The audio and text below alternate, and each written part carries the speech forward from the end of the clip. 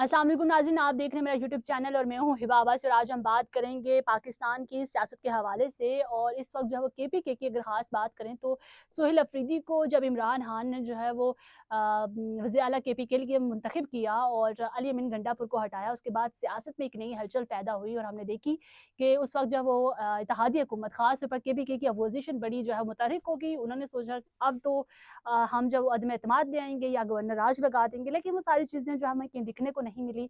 और बड़ी कोशिश हुई होगी, बज़ाहिर तो हमें लगता है कि बैकडोर राब्ते होते हैं, फिर बैकडोर चीज़ें बहुत सारी चेंज होती हैं, लेकिन ऐसा कुछ भी देखने में नहीं आया। और 90 वोट मिले सोहेल अफरीदी को और वो केपीके के जो वज़ीर आला हैं वो मुंतखब हुए। और एक अच्छी लोग जो है वो ख़ास तौर पर अगर हम गवर्नर राज की बात करें, हमें काफ़ी दिनों से लग रहा था कि गवर्नर राज की जो खबरें हैं वो बाज़गश्त हो रही हैं, लेकिन ये चीज़ें अचानक से चेंज होगी। पाकिस्तान की सियासत को प्रेडिक्ट करना इंतहाई मुश्किल है और इस वक्त भी वही है कि हम कभी भी कुछ भी कह दें, लेकिन कभी भी कुछ भी हो जाता है।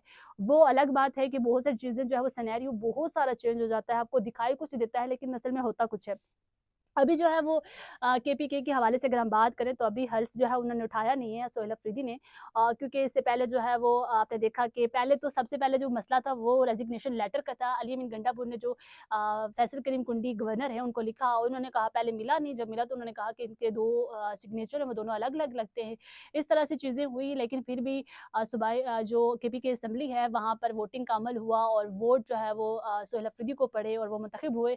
उसके बाद जो है वो फैसल करीम कुंडी ने जो है वो इस्तीफ़ा, उन्होंने ये कहा कि मैंने तो एक्सेप्ट ही नहीं किया।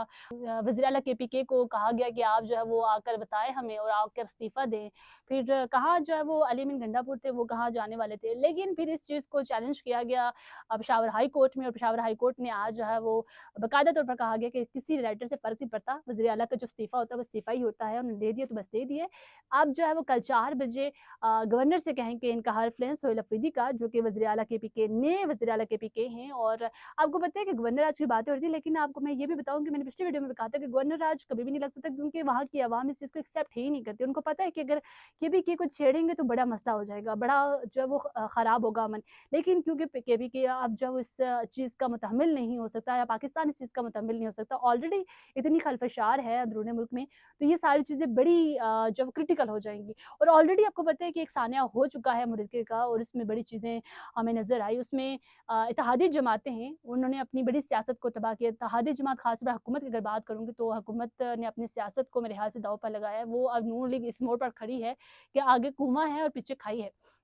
अब उसे समझ नहीं आ रहा कि मैं जाऊँ कहाँ? अब बहुत सारी चीज़ें आपको दिख रहा होता है कि ये लोग कर रहे होते हैं, बिहाइंड कुछ और ही होता है, कुछ और ही चीज़ें चल रही होती हैं, हमें समझ ही नहीं आ रही थी कब, क्या और कैसे हो जाए। अब जो है वो पेशावर हाई कोर्ट ने फैसला दिया, उन्होंने कहा कि गवर्नर नहीं आते तो स्पीकर से कहें कि उनका हल्फ लें। अब जो है वो चीज़ें चेंज हुई। आज बिलावल भुट्टो साहब जो है उन्होंने कराची में एक तकरीब से खिताब किया और उस तकरीब में उन्होंने बाकायदा तौर पर इतने नरम लहजे में और इतने प्यार से जो है वो गवर्नर के से कहा कि आप यहाँ पे मौजूद हैं और आपको सीएम का जब जहाज़ जो पेशावर छोड़ के आएगा तो आप अपने आईनी जो कानूनी तकाज़े हैं वहाँ जाके पूरे करें। मतलब उनका ये कहना था कि अब उनके पास कोई ऑप्शन नहीं, क्योंकि फैसल करीम कुंडी की इस हरकत से मेरे ख़्याल से अगर वो ये चीज़ हल्फ़ नहीं लेते, लेकिन क्या वो टेस्टर मारना चाह रहे हो या कुछ इस तरह से चीज़ें करना चाह रहे हो, थोड़ा-सा रुकावटें डालने की कोशिश की गई। सबको लग रहा था कि बड़ी रुकावटें डाली जाएँगी, यानी कि लोग खरीदे जाएँगे, वो भी नहीं हुआ। मतलब इस टाइम पे जो चीज़ें पीटीआई सोच रही थी उसके ऑपोज़िट चीज़ें चल रही थी। लेकिन अभी ये था कि उन्होंने हल्का सा चैलेंज भी कर दिया। अब जो है वो क्योंकि पेशावर हाई कोर्ट का फैसला आ गया, अब उसके बाद जो है वो केपीके के जो गवर्नर हैं, अब उनको हुक्म मिला है कि वो अब जाएँ और बाकायदा तौर पर चीज़ें करें। अब जो है वो केपीके की तरफ से ये गवर्नर केपीके की तरफ से ये कहा गया कि आप जो है गवर्नर केपीके पेशावर के लिए रवाना हो चुके हैं, वहाँ जाएँगे और कल जो हल्फ बर्दारी तकरीब होगी उसमें शिरकत करेंगे और बाकायदा तौर पर हल्फ लेंगे। ये नहीं कि यहाँ पर जो है वो, क्योंकि पीपी अगर ये चीज़ नहीं करेगी तो पीपी स्पीकर तो ले लेगा, लेकिन पीपी की जो साख है वो केपीके में, और आपको पता है कि खास तौर पर हल्का है गवर्नर केपीके फैसल करीम कुंडी का, वो मेरे ख्याल से कुछ चीज़ें उनके लिए फिर बड़ी मुश्किल हो जाएँगी। ऑलरेडी इतनी मुश्किल हो चुकी हैं, जो 2-3 हरकतें उन्होंने मतलब उस तरह से चीज़ें की कि मुझे इस्तीफ़ा नहीं मिला और ये वो उस तरह की। तो आपको पता है जो इस वक़्त केपीके की आवाम है, वो इमरान खान कुछ भी कर लें, वो इमरान खान के साथ है। इमरान खान अगर किसी को भी वज़ीर-ए-आला बना देंगे उसके साथ चल लेंगे, लेकिन इस बार बड़ी खुश रहूँगी पीपी ने अपनी सियासत बचा ली है और रह गई नून लीग, और नून लीग ने अपनी सियासत का बेड़ा गर्क कर लिया। नून लीग अब जो है वो हुकूमत ख़ास तौर पर उस मोड़ पर खड़ी है जहाँ पर आगे कुआँ और पीछे खाई है। यानी कि अब निकलने का कोई रास्ता नहीं बचा। अवाम में अब तनकीद होगी, अवाम जो सानिया एक हो चुका है। इससे पहले भी आपने देखा कि इस हुकूमत के दौर में बहुत कुछ बुरा हुआ है। यानी कि ये इनके साथ बुरा होता आया है, लेकिन उन्होंने उस चीज़ को कंट्रोल नहीं किया। यानी कि अगर आपके साथ बुरा होता है किसी दौर में तो आप दूसरे दौर को अच्छा बनाने की कोशिश करते हैं, लेकिन उन्होंने किया नहीं है।